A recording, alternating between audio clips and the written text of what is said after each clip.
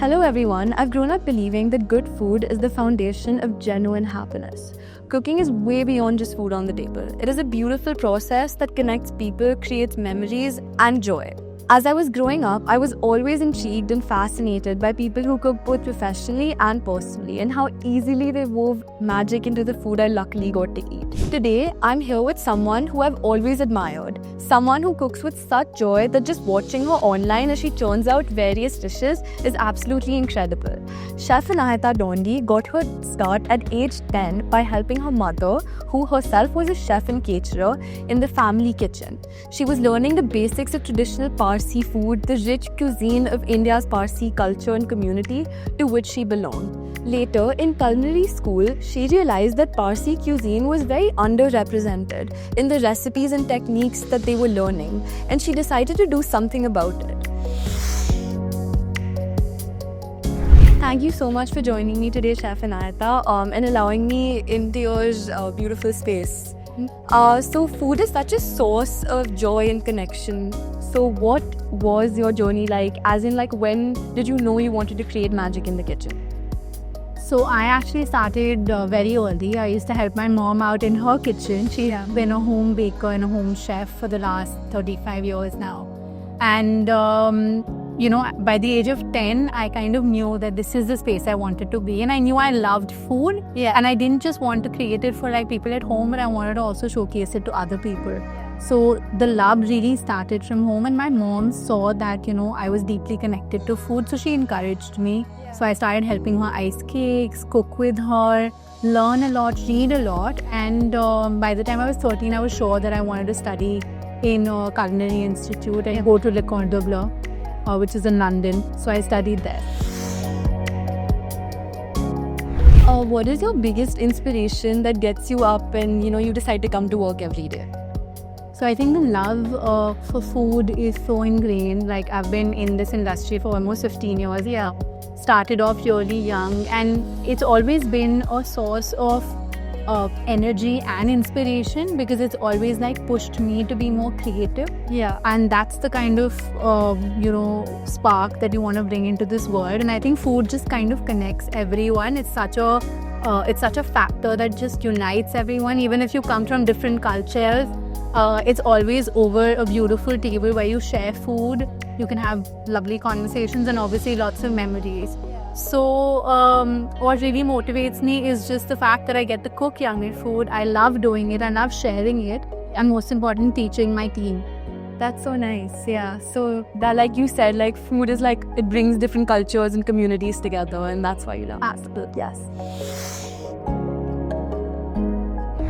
Can you share any story behind the work you do and how it relates to our values, cultures, and traditions?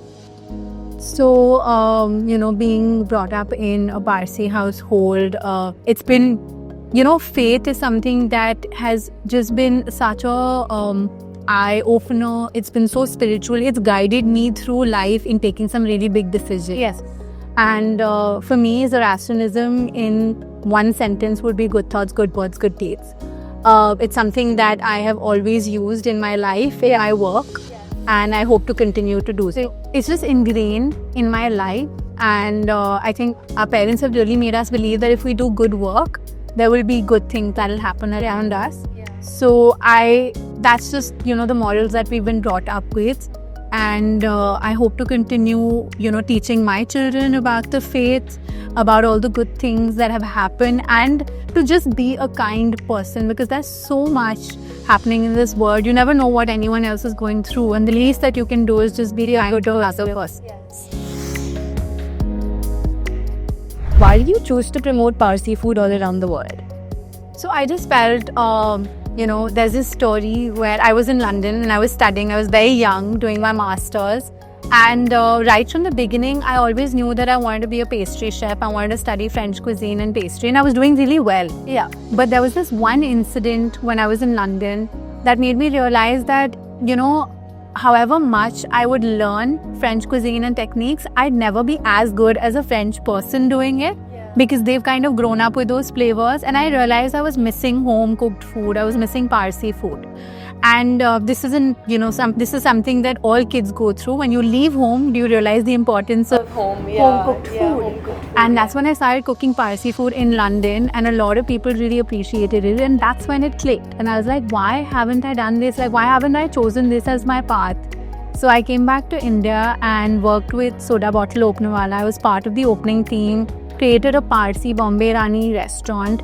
I ran that for 10 years, expanded it all over the country. And for me, it was just about getting more people to know about Parsi cuisine and customs, because it's such a delightful amalgamation of so many flavors. Like, Parsi food is not just one type of That's so many flavors. It's got a little bit of Iran, it's got a little bit of the British influence, some Gujarati, Maharashtrian and Goan spices. So it's like this beautiful mix Of all. I wanted to showcase this to the world as a chef. And I was like, cooking is my art and this is my beautiful religion. So why not put these two together?